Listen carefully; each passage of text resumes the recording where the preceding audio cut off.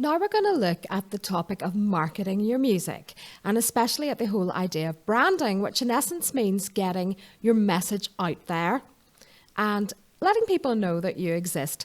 Now, there's some amazing courses on Udemy on marketing and in particular on social media marketing. So if you'd like to look at any of those, that would be great.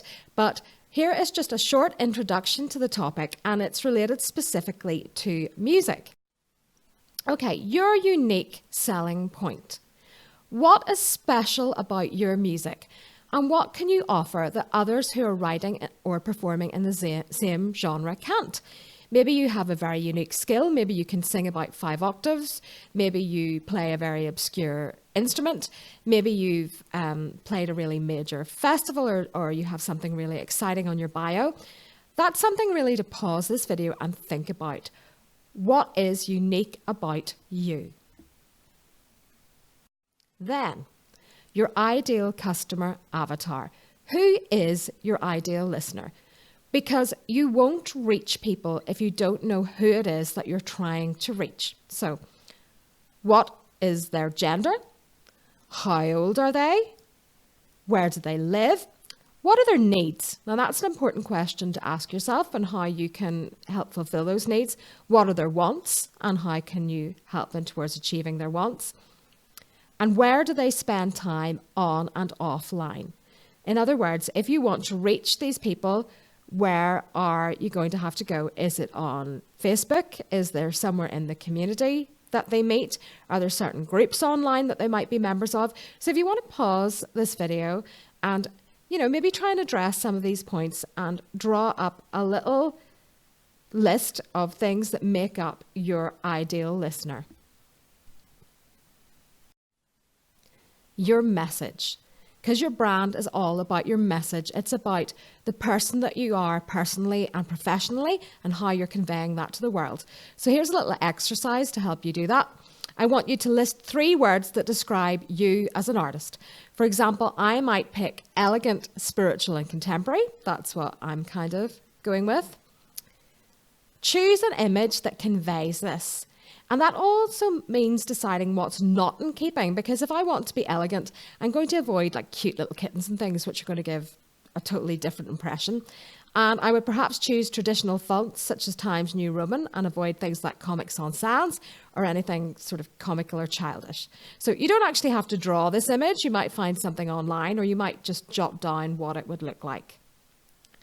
So as you carry out this exercise, it's very important to bear in mind, who is my audience and where do they hang out?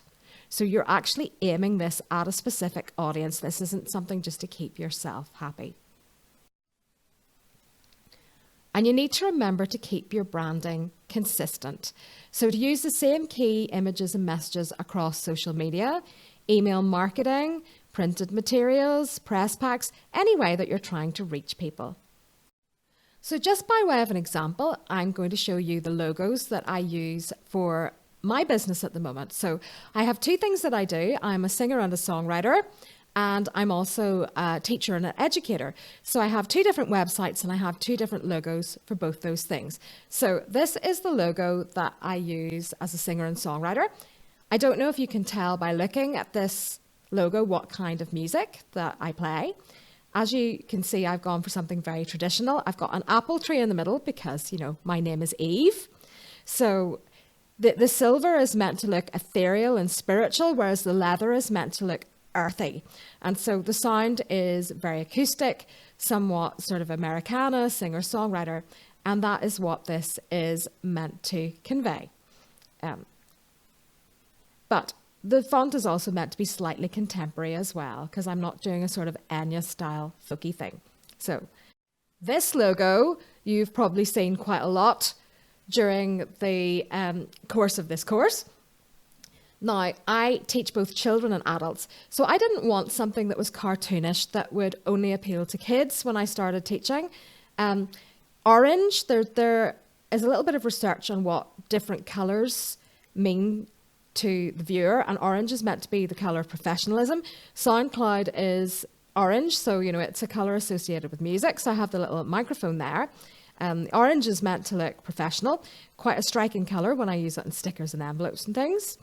It's a simple image. I've used a very traditional font because I'm aiming to look professional. I could also aim to look sort of fun and bright and upbeat, but I'm actually aiming for professional because I teach a lot of people who would like a career in the music industry, not just kids. My tagline is find your unique voice. And that sums up the values of my company, because I'm not here to have anyone sound like me as a singer, as a songwriter. I want to help you find your unique sound. So I've summed that up in only 4 words. So that's just a little example of my branding, only to try and help you figure out your own. It is a good idea to have an actual logo that sums up your business values. And if you don't have the money to pay a graphic designer, although it's great to be able to go to a graphic designer and sit down and discuss what you would like, there is a great site called Fiverr.com. There's a lot of graphic designers on there who will listen to what you want and design you something for very reasonable prices. So that's just a little suggestion.